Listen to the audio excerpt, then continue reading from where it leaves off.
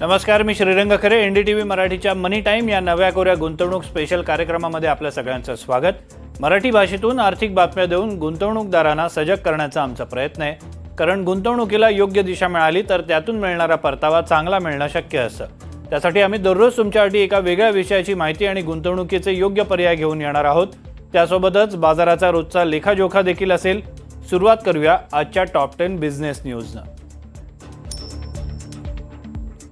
American बाजारातील तुफान तेजीनंतरही आज भारतीय बाजारात थंड कारभार झाला. सेन्सेक्स आणि निफ्टी दोन्ही निर्देशांक आज एका रेंजमध्ये फिरत राहिले. ऑप्शन ट्रेडिंग करणाऱ्यांसाठी आजचा दिवस चांगलाच गोत्यात आणणारा ठरला. रतन टाटा यांच्या निधनानंतर रिक्त झालेल्या टाटा ट्रस्टच्या अध्यक्षपदी नोएल टाटांची नियुक्ती करण्यात आली. टाटा ट्रस्ट ही टाटा समूहातील पेरेंट बॉडी म्हणून ओळखली जाते. ट्रस्टच्या सदस्यांची आज महत्त्वाची बैठक झाली. यामध्ये नोएल टाटांची एकमतानं निवड करण्यात आली. नोएल टाटा सध्या टाटा स्टील, टायटन, ट्रेंट यासारख्या टाटा समूहातील बड्या कंपन्यांच्या बोर्डावर महत्त्वाची भूमिका बजावत आहेत. ट्रेंट या टाटा समूहाच्या कपड्यांच्या व्यवसायात नोएल टाटांच्या नेतृत्वात मोठी वाढ झालेली आहे.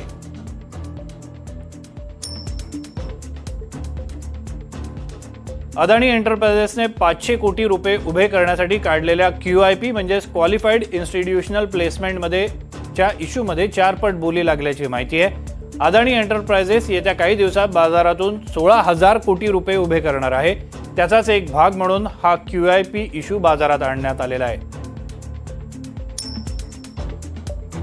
गरुडा कन्स्ट्रक्शनचा IPO आता बंद झाला असून तो एकूण 7.55 पट सबस्क्राईब झाला होता. आज किंवा उद्यापर्यंत अलॉटमेंट प्रोसेस पूर्ण होईल. डॉलरच्या तुलनेत रुपयानं नवा नीचांक नोंदवलेला आहे. एका डॉलरचा भाव आज 84 रुपये 4 पैशांवर आला आणि त्यानंतर अगदी किंचित सुधारणा झाली. त्यामध्ये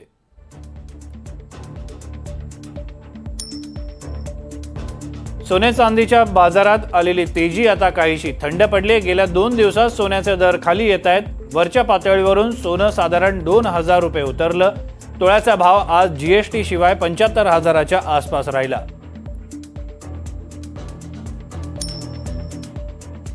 बंधन बँकेच्या नव्या व्यवस्थापन समितीला रिझर्व्ह बँकेची मंजुरी मिळाली. रिझर्व्ह बँकेनं दिलेल्या मंजुरीनंतर बँकेच्या शेअर्समध्ये जोरदार खरेदी बघायला मिळाली. दिवसभर शेअर 10% सर्किटमध्ये अडकून बसला. बाजार संपता सर्किट सुटलं, पण शेअरची किंमत फार घसरली नाही. दिवस अखेर शेअर 11% वधारून बंद झाला.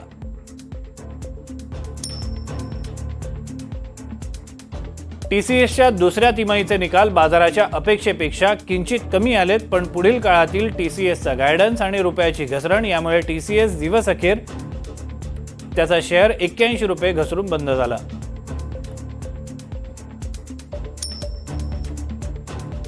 आणि नवी मुंबई आंतरराष्ट्रीय विमानतळावरील धावपट्टीची चाचणी यशस्वी झाली. भारतीय वायुसेनेचं विमान आज सकाळी या एअरपोर्टवर लँड झालं.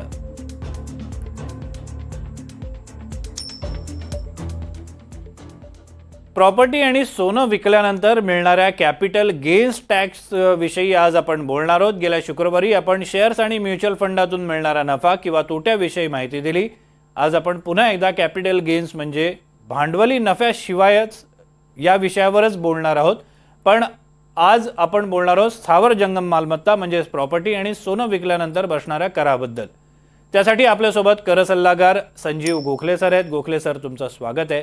सगळ्यात पहिला प्रश्न म्हणजे प्रश्नावर जाण्याच्या आधी ज्यांनी मागचा एपिसोड पाहिला नसेल त्यांच्यासाठी भांडवली नफा म्हणजे काय किंवा ज्याला कॅपिटल गेन्स म्हणतात तो काय असतो आणि त्यावर बसणारे कर कसे आकारले जातात याची तुम्ही धावती व्याख्या काय सांगाल? भांडवली नफा म्हणजे आपण जेव्हा आपल्याकडची मालमत्ता विकतो आणि आपल्याला नफा होतो त्याला भांडवली नफा किंवा कॅपिटल गेन म्हणतात. म्हणजे माझ्याकडचं असलेलं एखादं शेअर्स किंवा एखादं घर किंवा दुकान, सोनं, एखादी कुठली वस्तू, अशा वेळी त्याची विक्री जर झाल्यावर मला जर नफा होत असेल तर त्याला कॅपिटल गेन किंवा भांडवली नफा असं म्हणतात. 24 महिन्यापेक्षा जास्त काळ ती वस्तू माझ्या हातात असेल आणि नंतर विक्री होत असेल तर होणारा नफा हा दीर्घकालीन म्हणजे लॉंग टर्म कॅपिटल गेन असं त्याला संबोधलं जातं. मात्र 24 महिन्याच्या आत जर ही विक्री करत असेल मी तर त्याला शॉर्ट टर्म कॅपिटल गेन म्हणजे अल्पकालीन भांडवली नफा असं संबोधलं जातं. अर्थात ह्याला एक अपवाद आहे, तो म्हणजे इक्विटी शेअर्स किंवा लिस्टेड सिक्युरिटी आणि म्युच्युअल फंडाचे इक्विटी ओरिएंटेड फंड, या तिन्हाची जर विक्री माझी होत असेल केवळ 12 महिन्यानंतर, तरी ते लॉंग टर्म धरलं जातं. म्हणजे इतरांसाठी जो 24 महिन्याचा कालावधी आहे तो या 3 कॅटेगरीच्या मालमत्तेसाठी मात्र केवळ 12 महिने आहे. 12 महिन्यानंतर मी कधीही जर विकलं तर मला लॉंग टर्म कॅपिटल गेन झाला असं म्हणता येईल. याच्यात दोन, तुझं विचारलास प्रश्न की करामध्ये आकारणी फरक कसा आहे, तर शॉर्ट टर्म कॅपिटल गेन हा नॉर्मली आपल्या इन्कम मध्ये ऍड होतो. म्हणजे माझं उत्पन्नाची जी स्लॅब असेल त्याप्रमाणे मला कर भरायला लागतो. लॉंग टर्म कॅपिटल गेन मात्र आता नवीन नियमाप्रमाणे 12.5% इतकाच रेट मला स्थिर रेट द्यायला लागतो. मग माझी उत्पन्न कुठल्याही स्लॅब मध्ये असू शकतो. हा जो 12.5% रेट आहे सर्व प्रकारच्या लॉंग टर्म कॅपिटल गेनला लागू आहे. शॉर्ट टर्म कॅपिटल गेन मध्ये मी आता म्हटल्याप्रमाणे स्लॅब मध्ये जरी उत्पन्नात तो गेन ऍड झाला तरी सुद्धा इक्विटी शेअर्स, लिस्टेड सिक्युरिटी आणि अर्थात इक्विटी ओरिएंटेड म्युच्युअल फंड ह्याच्यात जर मला शॉर्ट टर्म गेन होत असेल तर मला 20% या स्थिर दराने कर द्यायला लागतो. म्हणजे 100 रुपयाचा शेअर मी जर 200 रुपयाला विकत असेल 12 महिन्याच्या आत, तर झालेल्या 100 रुपयावर मला 20% कर द्यायला लागेल. म्हणजे माझ्या उदाहरणामध्ये 20 रुपये कर द्यायला लागेल जर तो शॉर्ट टर्म असेल तर. हाच जर 12 महिन्यानंतर विकला तर 12.5% कर द्यायला लागेल. म्हणजे 12.5 रुपये मला कर द्यायला लागेल माझ्या उदाहरणात. त्यामुळे लॉंग टर्म आणि शॉर्ट टर्म या कालावधीवर ठरतात आणि अर्थात कुठल्याही प्रकारची मालमत्ता विकली तर होणारा गेन हा भांडवली नफा धरला जातो. ओके सर, तुम्ही प्रॉपर्टी संदर्भातला उल्लेख केला, तर प्रॉपर्टी म्हणजे आपण धरू की फ्लॅट म्हणजे रहिवासी ठिकाण जे आहे ते, किंवा मग कमर्शियल आस्थापना किंवा गाळा ज्याला आपण म्हणू, त्यातून जो नफा मिळतो त्यावर कर कसा आकारला जातो, आणि यामध्ये देखील लॉंग टर्म आणि शॉर्ट टर्म असे कर आकारले जातात का? जर आकारले जात असतील तर ते वेगळे असतात का त्याचे दर? हो, पहिली गोष्ट म्हणजे निवासी घर, ज्याला आपण रेसिडेन्शियल प्रॉपर्टी म्हणतो. एखादा दुकान, गाळा, ज्याला आपण इमूव्हेबल प्रॉपर्टी म्हणतो. एवढंच नाही तर जमिनीचा एखादा तुकडा, अशा पद्धतीची मालमत्ता जर आपण विकली तर सर्वप्रथम म्हणजे त्याच्यात लॉंग टर्म आणि शॉर्ट टर्म असतं का? हो, डेफिनेटली असतं. आत्ताच म्हटल्याप्रमाणे नवीन नियमाप्रमाणे त्यात अतिशय सोपं केलेलं आहे. 24 महिन्यापेक्षा जास्त जर मी हे घर किंवा दुकान माझ्या हातात असेल आणि नंतर विक्री होत असेल तर मला लॉंग टर्म कॅपिटल गेन झालं असं म्हटलं जाईल. 24 महिन्याच्या आत जर मी ते घर विकलं, म्हणजे आज मी घर घेतलं आणि केवळ 15 महिन्यांनी किंवा 17 महिन्यांनी 24 महिन्याच्या आत कधीही विकलं तर होणारा गेन हा अल्पकालीन म्हणजे शॉर्ट टर्म गेन झाला असं म्हटलं जाईल. करामध्ये काय फरक आहे? लॉंग टर्म कॅपिटल गेनवर आता 12.5% या स्थिर दराने कर लागतो. उदाहरणार्थ, माझं 15 वर्षापूर्वी घेतलेलं घर समजा 50 लाखाला घेतलेलं, आता मी जर 70 लाखाला विकत असेल तर मला 20 लाख रुपये हा जो कॅपिटल गेन झालेला आहे त्या 20 लाख रुपयावर मला 12.5% मला कर भरायला लागेल, कारण माझा हा कॅपिटल गेन लॉंग टर्म आहे. परंतु हा जर शॉर्ट टर्म गेन असेल तर तो शॉर्ट टर्म गेन माझ्या उत्पन्नात मिळवला जाईल आणि ज्या स्लॅब मध्ये मी पडतो त्या स्लॅब प्रमाणे मला कदाचित 30% कर भरायला लागेल. परंतु तुझा जो प्रश्न होता की गाळे, निवासी दुकानं, निवासी घरं, अशा सगळ्या प्रकारच्या मालमत्तेवर कॅपिटल गेन होऊ शकतो आणि तो कालावधी जो आपण होल्डिंग पिरियड आहे त्याप्रमाणे तो लॉंग टर्म किंवा शॉर्ट टर्म होऊ शकतो. या पद्धतीने त्याचा कर आकारणी होतो. सर, आपण रेसिडेन्शियल बघितलं, कमर्शियल बघितलं, मात्र काहींचा प्रश्न असतो तो एन ए प्लॉट किंवा एन ए जमीन जी असते त्या संदर्भातला असतो. एन ए जमीन जर विकली तर त्यातून मिळणारा जो नफा असतो त्याच्यावर कर आकारणी कशी होते? म्हणजेच बांधलेलं घर आणि जमिनीचा तुकडा याच्या विक्रीतून मिळणाऱ्या नफ्यावर त्याचा जो कर असतो तो आकारला जातो का? आणि ही कर आकारणी पण बाकीच्यांसारखीच असते का?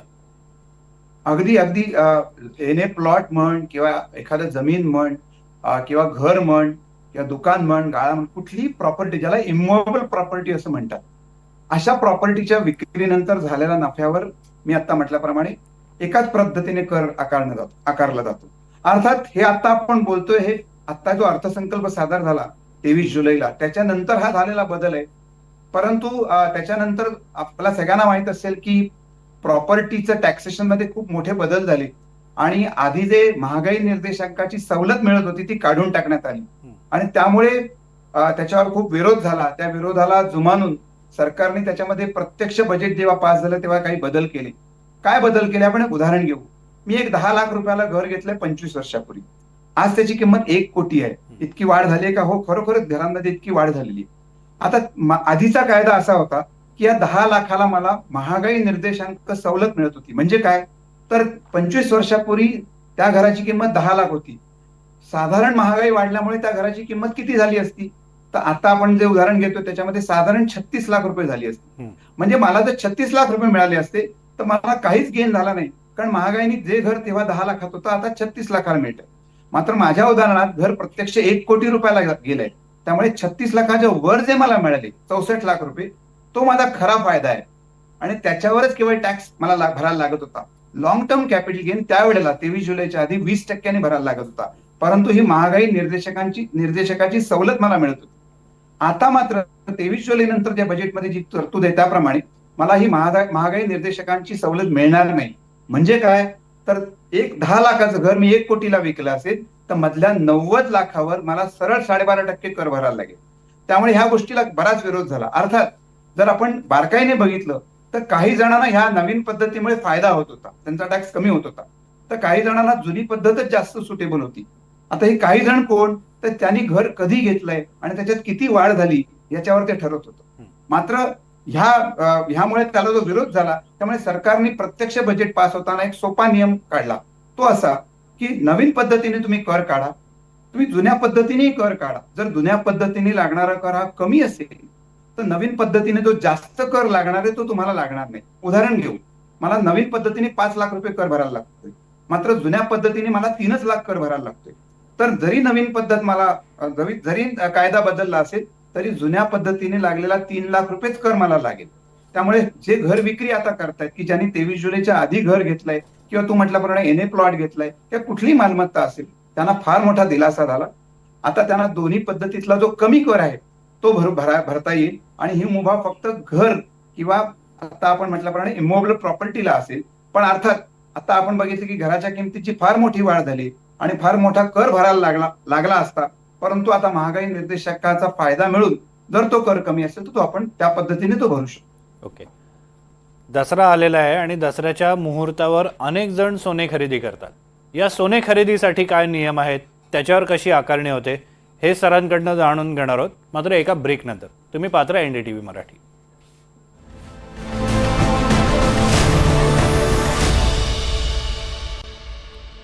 ब्रेकनंतर आपलं पुन्हा एकदा स्वागत. आपण बोलतोय कॅपिटल गेन टॅक्स बद्दल. आपण याआधी प्रकार बघितले ते म्हणजे प्रॉपर्टीवर किती कर लागू शकतो, त्याची कर आकारणी कशी होते. मात्र एक जो सर्वसामान्य प्रश्न विचारला जातो गोखले सर, की सोनं एकदा घेतलं की ते विकलं जात नाही, गरज पडली तरच ते विकलं जातं, सोन्यातून पैसे उभे केले जातात. अशा परिस्थितीमध्ये सोन्यावरील जो नफा होतो, म्हणजे सोनं विक्रीतून जो नफा मिळतो त्यावर कर लागतो का, लागत असेल तो कसा असतो, तुम्ही सविस्तरपणे आम्हाला समजावून सांगा. कारण हा खूप महत्त्वाचा प्रश्न आहे आणि अनेकांना तो जाणून घेण्याची इच्छा आहे.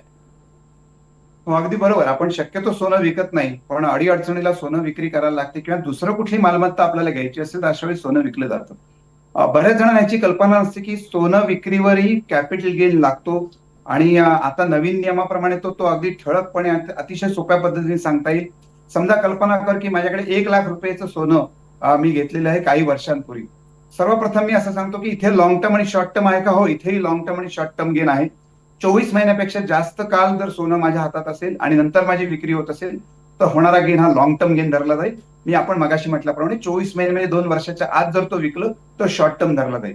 शक्यतो आपण सोनं विकत नाही, त्यामुळे आपण कधी काळी घेतलेलं सोनं जर आता विकत असेल तर आताचं टॅक्स कॅल्क्युलेशन अतिशय सोपं आहे. 1 लाखाला घेतलेलं 5 वर्षापूर्वी किंवा 10 वर्षापूर्वी घेतलेलं सोनं आता मी 2 लाखाला विकतोय किमती वाढल्यामुळे. तर मधला जो 1 लाख हा माझा जो भांडवली नफा झालाय किंवा कॅपिटल गेन झालाय त्याच्यावर सरसकट 12.5% आता टॅक्स द्यायला लागतो. मी मगाशी म्हटल्याप्रमाणे आधी 23 जुलैच्या आधी जे बजेटच्या आधी नियम वेगळे होते तेव्हा इंडेक्सेशन म्हणजे महागाई निर्देशांकाचा फायदा सोनालाही मिळत होता. आता जेव्हा मी आता थोड्या वेळापूर्वी सांगितल्याप्रमाणे हा महागाई निर्देशकांचा फायदा प्रॉपर्टीसाठी थोड्याफार प्रमाणावर सरकारने दिला, मात्र ती जी तरतूद आहे ती सोन्यासाठी मात्र दिली नाही. त्यामुळे ह्याच्या पलीकडे जेव्हा जेव्हा सोनं विक्री होईल म्हणजे 23 जुलै नंतर, तेव्हा विक्रीतनं खरेदीची किंमत वजा केली की मधल्या जो कॅपिटल गेन आहे त्याच्यावर 12.5% कर द्यायला लागेल. बरं, त्याला कुठलंही बेसिक एक्झम्पशन नाही. म्हणजे शेअर्स म्युच्युअल फंडाला 1.25 लाख रुपयाचं बेसिक एक्झम्पशन आहे. म्हणजे वर्षभरात झालेला नफा 1.25 लाखाच्या खाली असेल तर कर लागत नाही, अशी एक मोठी सवलत आहे. सोन्याला तशी सवलत द्यायला हरकत नव्हती, पण अशी कुठलीही सवलत नाही. त्यामुळे अगदी छोट्या रकमेचं सोनं जरी विकलं आणि त्याची खरेदीची किंमत कमी असेल तरी मधल्या फरकावर आपल्याला 12.5% लॉंग टर्म कॅपिटल गेन हा द्यायला लागेल. त्यामुळे आता ह्याच्यानंतर सोनं विक्री करताना प्रत्येक नागरिकाने लक्षात ठेवावं की याच्यावर मला कधीही टॅक्स लागणार आहे. अर्थात सोन्याच्या किमती सतत वाढत असल्यामुळे नफा होण्याची शक्यता जास्त असते, त्यामुळे हा टॅक्स भरणं अनिवार्य होणार आहे.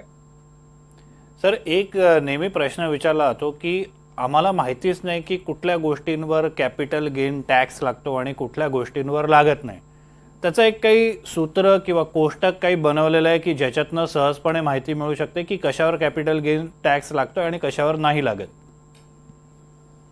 नाही, आता जे बजेट नंतर जे एकंदर वर्गीकरण झालं ते खूप सोपं आहे.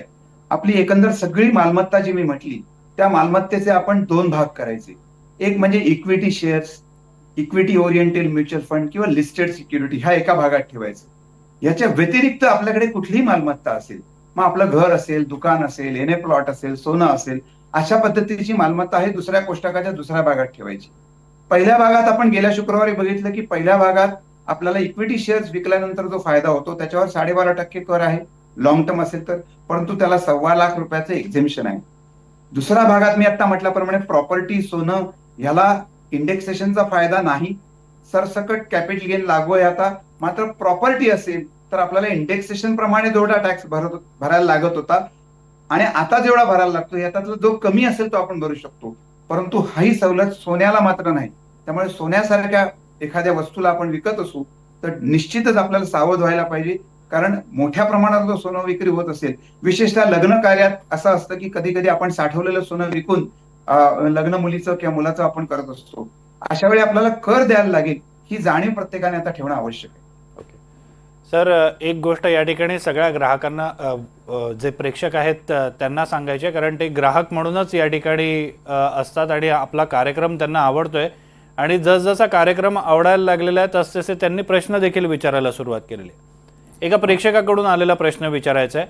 त्यांनी असं विचारलं आहे की त्यांच्याकडे 5 तोळं 24 कॅरेट सोनं आहे, त्यातून त्यांनी 4 तोळ्याचे 22 कॅरेटचे दागिने केले, उरलेल्या 1 तोळ्याचे पैसे त्यांनी घेतले, तर त्यांना मिळणाऱ्या नफ्यावर नेमका कसा कर आकारला जाईल? म्हणजे सोन्याला जर सोनं घेतलं तर कर वाचेल का?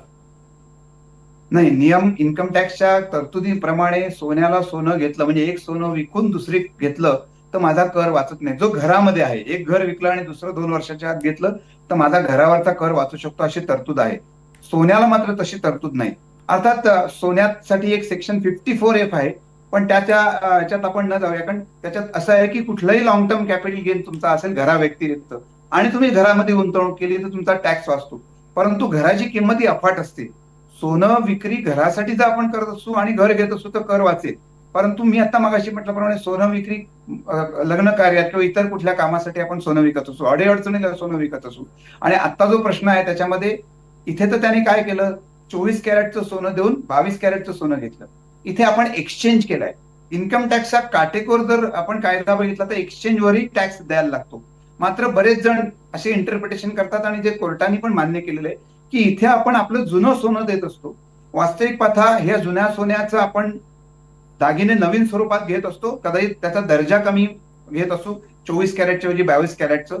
त्यामुळे त्याच्यावर कर आकारणी होणार नाही, कारण इथे मला ते सोनं विकायचं नाहीये, फक्त मला त्या सोन्याचा दर्जा कमी करून मला ते वेगळ्या पद्धतीचं दागिना घ्यायचा आहे. किंवा आपण कधी कधी आपल्या आई वडिलांचं किंवा आजी आजोबांचं सोनं विकतो, तेव्हाचे दागिन्यांची पद्धत आणि आताची दागिन्यांची पद्धत याच्या मेकिंग मध्ये फरक असतो. त्यामुळे असं जुनं सोनं देऊन आपण जेव्हा नवीन घेतो तेव्हा त्याच्यावर कर लागणार नाही. अर्थात त्याच्यात थोडी मतांतर आहे, पण माझं ठाम असं मत आहे की इथे आपण प्रत्यक्ष विकत नसून केवळ आपण एक्सचेंज करत असतो.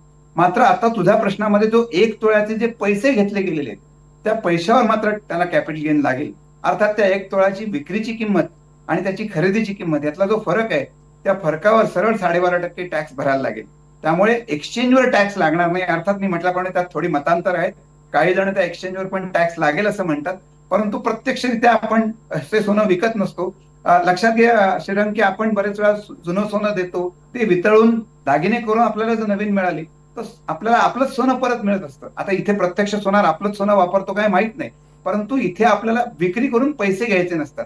त्यामुळे 4 तोळ्यावर सोन्या त्या विक्रीवर कॅपिटल गेन लागणार नाही, मात्र 1 तोळ्यावर नक्की कॅपिटल गेन लागेल.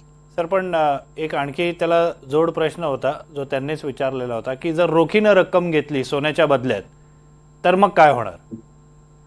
हो, जर सोनं विकून रोखीने रक्कम घेतली, किंवा मी तर म्हणतो तुम्ही एका सोनाराकडे सोनं विकलं, तिकडनं पैसे घेतलेत आणि दुसऱ्या सोनाराकडे जाऊन दागिने घेतले तरी तुम्हाला पूर्ण रकमेवर टॅक्स द्यायला लागेल.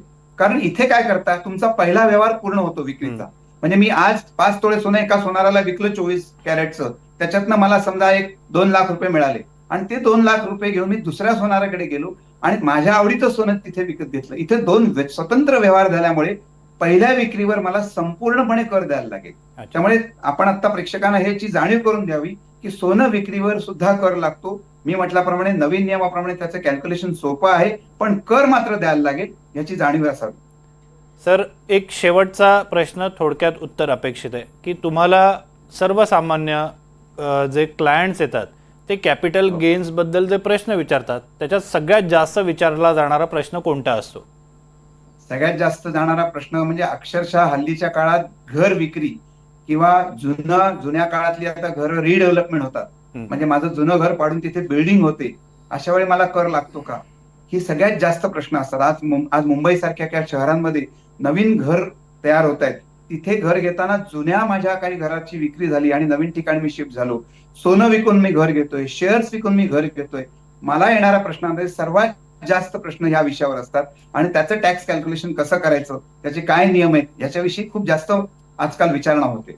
ओके, धन्यवाद सर, तुम्ही दिलेल्या या संपूर्ण माहितीबद्दल. आपण बघतोय की कॅपिटल गेन टॅक्स कसा काम करतो, कुठल्या गोष्टींवर लागतो.